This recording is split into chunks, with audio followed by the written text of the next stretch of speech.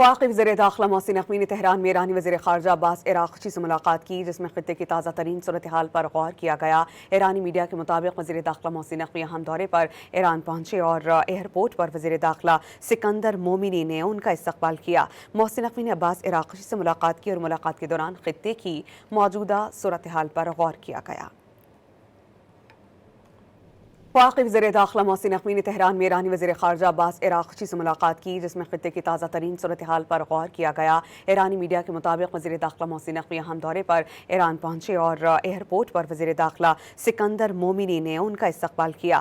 محسن نقوی نے عباس عراقچی سے ملاقات کی اور ملاقات کے دوران خطے کی موجودہ صورتحال پر غور کیا گیا۔